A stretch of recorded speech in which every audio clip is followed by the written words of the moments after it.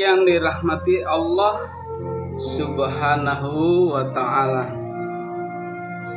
Ibnu Qayyim mengatakan, Rasulullah mengqashar sholat yang 4 rakaat.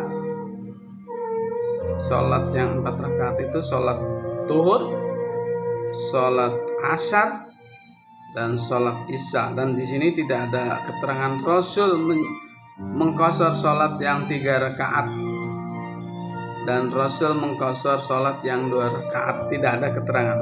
Rasulullah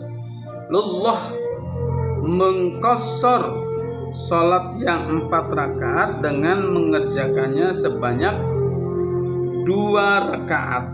Sholat yang 4 rakaat dikerjakan dengan 2 rakaat.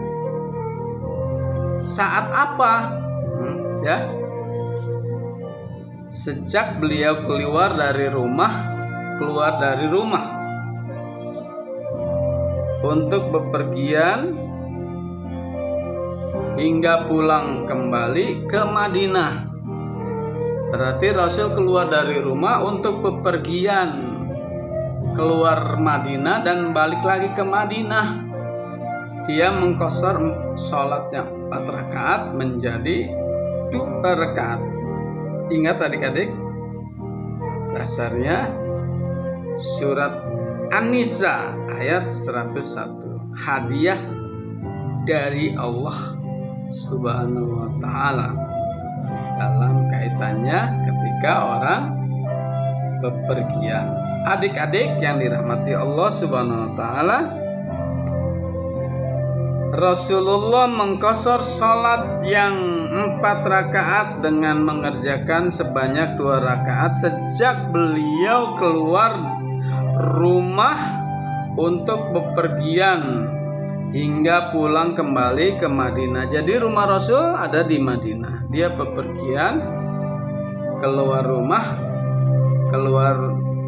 Madinah hingga kembali lagi ke Madinah. Dia mengqashar salat yang 4 rakaat menjadi 2 rakaat. Di sini tidak ada riwayat sahih yang menyebutkan bahwa beliau telah mengerjakan sholat yang 4 rakaat dengan sempurna. Jadi tidak ada keterangan yang sahih yang menyatakan beliau mengerjakan sholat yang 4 rakaat dengan sempurna. Artinya sholat zuhur 4 rakaat. Tidak ada keterangan yang sahih, ya. Jadi hadiah adik-adik, ya. Tetapi di sini mazhab Hambali menyatakan sholat qashar hukumnya boleh. Sholat qashar hukumnya boleh.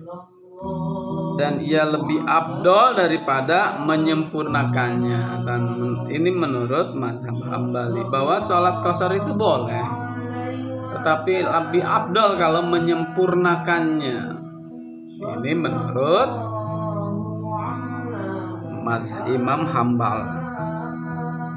Demikian pula menurut mazhab Syafi'i, jika seorang telah mencapai jarak salat qashar,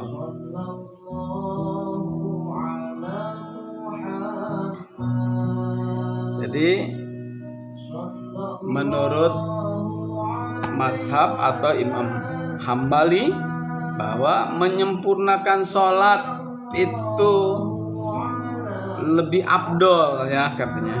Tetapi mengqashar boleh, tapi menyempurnakannya lebih afdol. Demikian juga dengan Imam Syafi'i. Apabila sudah mencapai jarak yang dibolehkan mengqashar sholat, maka boleh boleh mengqashar, tetapi juga boleh menyempurnakan sholatnya lebih afdal. Nah, sekarang kita berbicara tentang jarak, ya. Kita berbicara tentang jarak, adik-adik.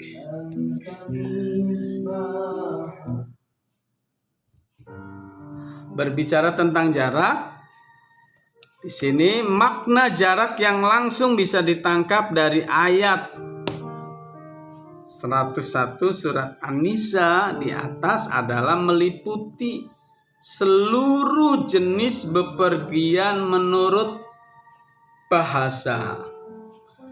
Meliputi seluruh jenis bepergian menurut bahasa.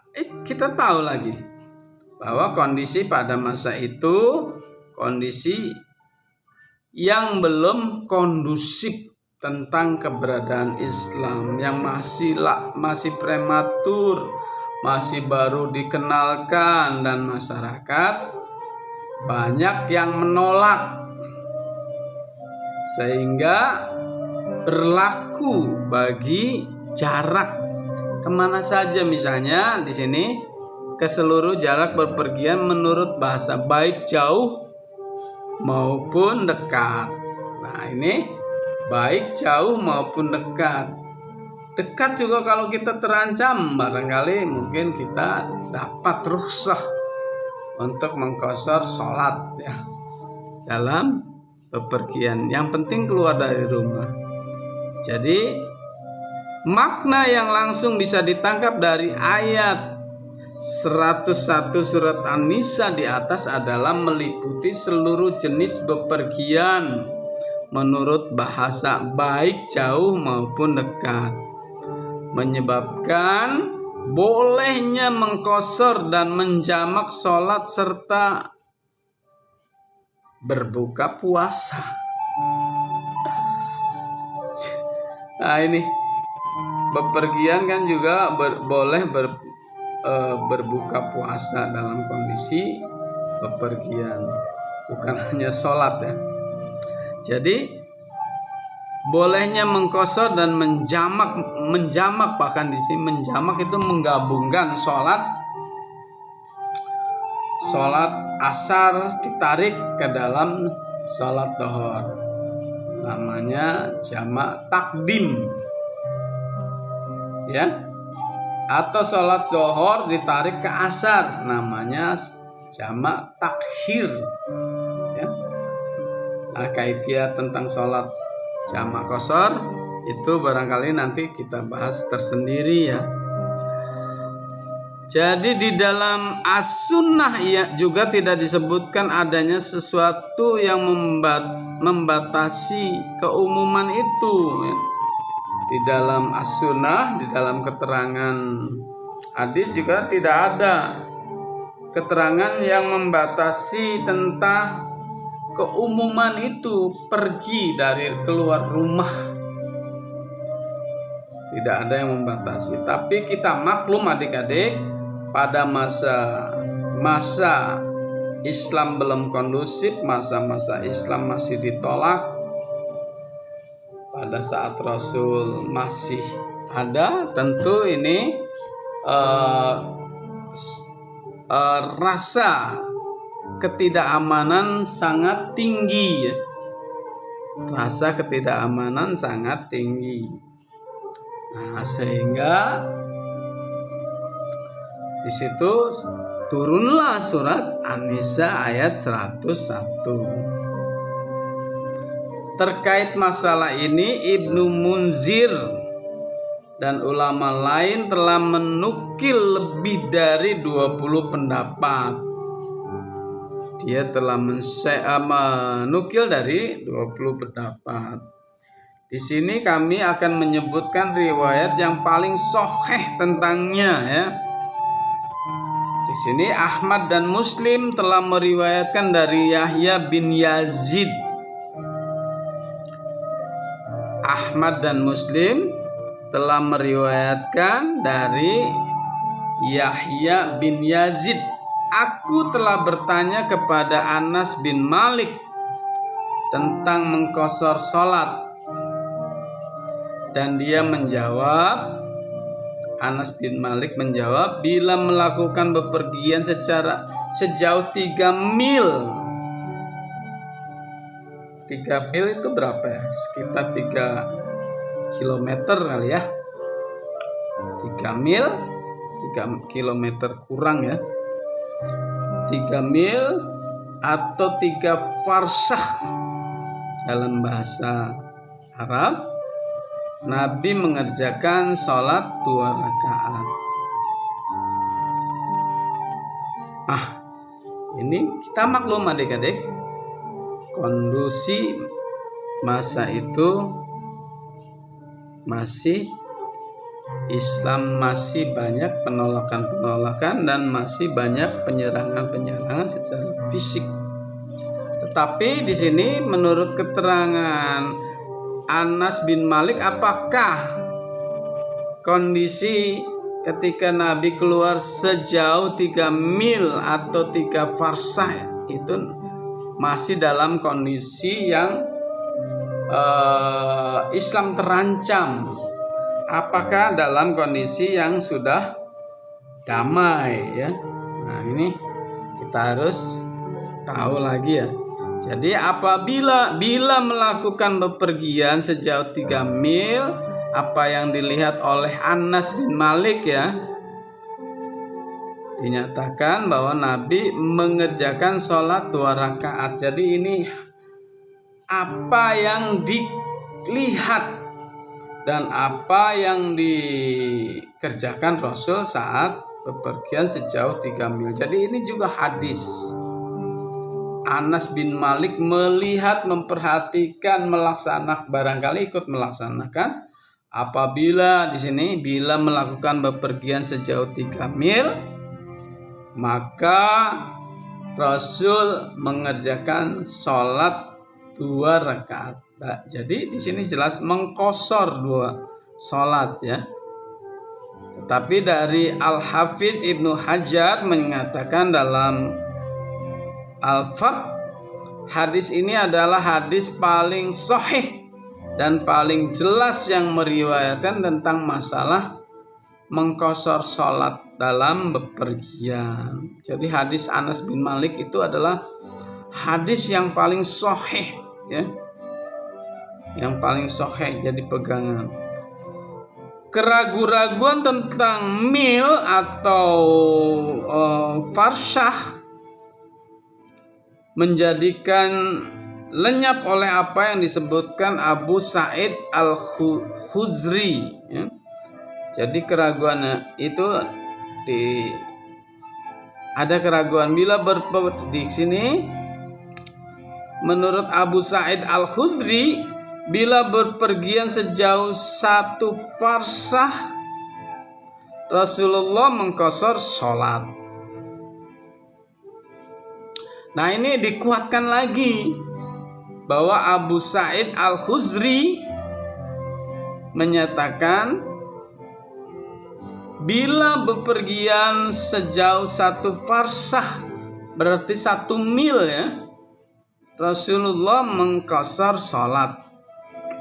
Hadisnya riwayat Sa'id bin Mansur dan dia disebutkan oleh Al-Hafidz dalam At-Talkhis dan dia mengakuinya dengan mendiamkannya. Ya. Ini dikuatkan lagi bahwa apabila keluar rumah bepergian sejauh 3 mil, Rasul melakukan sholat 2 rakaat, mengqashar sholat 2 rakaat. Dikuatkan lagi oleh hadis yang diriwayatkan Sa'id bin Mansur bahwa bila bepergian sejauh 1 farsah Rasulullah mengqashar sholat. Mengqashar sholat ini hadisnya dari sanadnya adalah dari Abu Sa'id Al-Khudri yang diriwayatkan oleh Sa'id bin Mansur. Nah, di sini jelas adik-adik, bepergian dalam kondisi keluar dari rumah sejauh 3 mil atau 3 farsah itu Rasul mengqashar sholat. Tapi kita harus balik lagi bahwa pada saat itu bepergiannya tidak seaman pada masa sekarang. karena mungkin Islam masih belum kondusif. Di sini lanjutnya sudah maklum bahwa satu farsah sudah maklum bahwa satu farsah sama dengan 3 mil. Jadi adik-adik,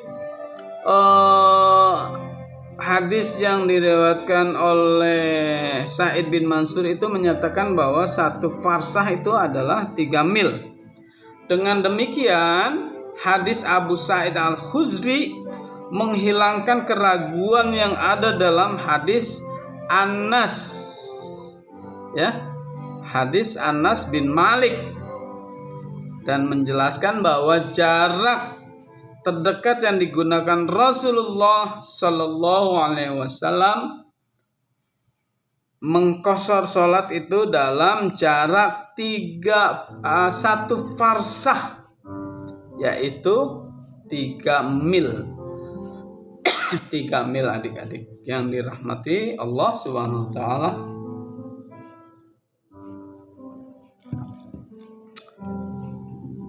Jadi jelas ya adik-adik. Tapi kita harus melihat kondisi saat itu ya adik-adik ya.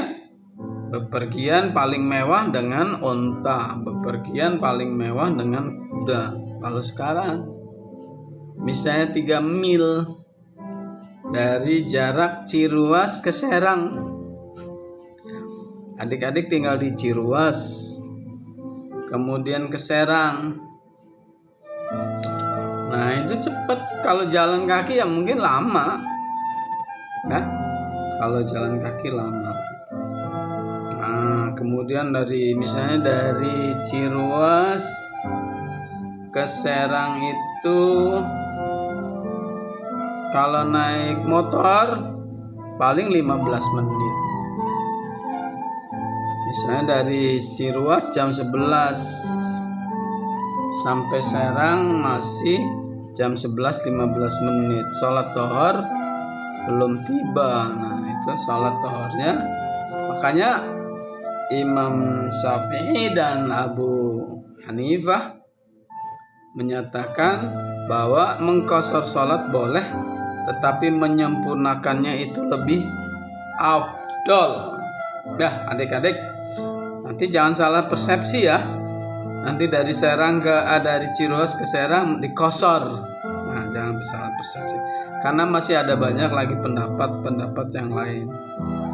Dalam masalah ini, bepergian dengan pesawat terbang dan bepergian dengan kereta api tidak ada perbedaan. Kalau dengan pesawat terbang tentu jaraknya jauh ya.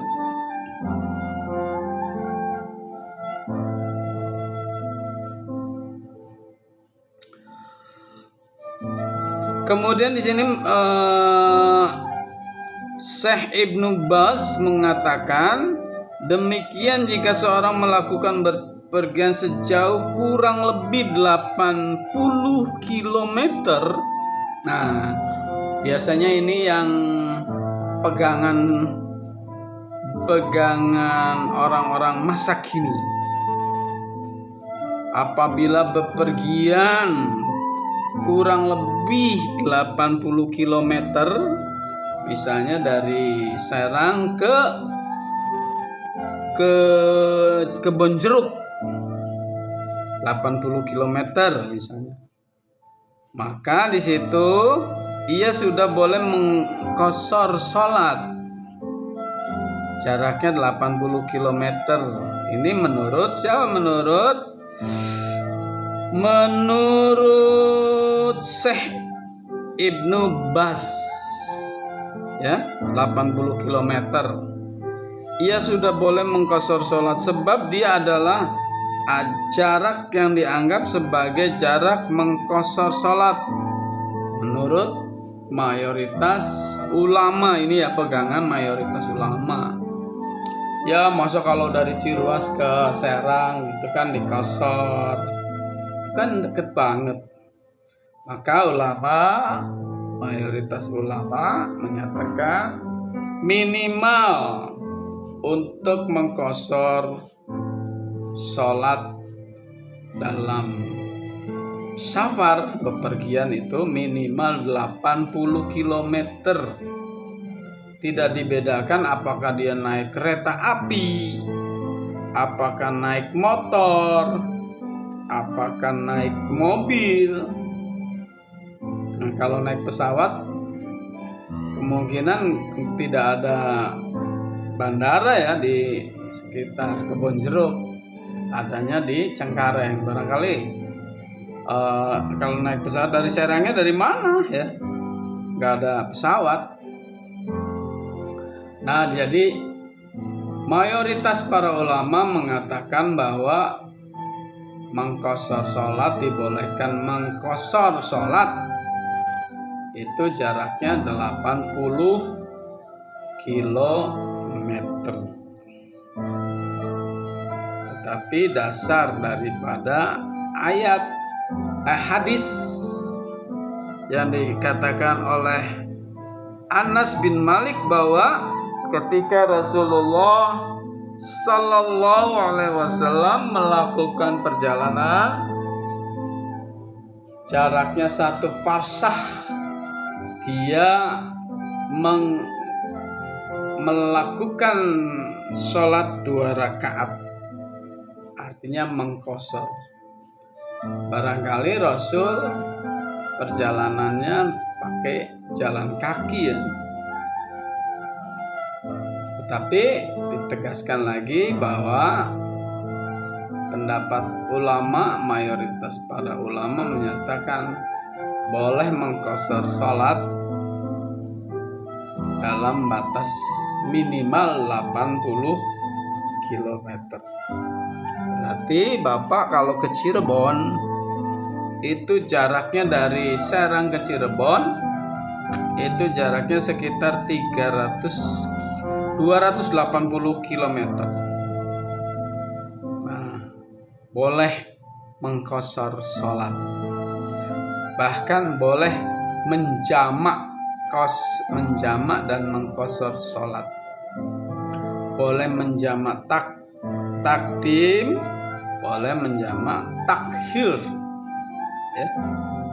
Adik-adik yang dirahmati Allah SWT, demikian mudahnya ya aturan-aturan dalam konsep Islam.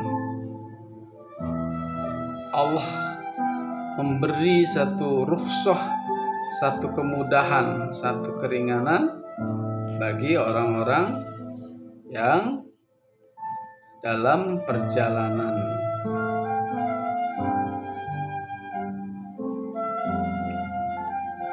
Adik-adik yang dirahmati Allah Subhanahu wa ta'ala,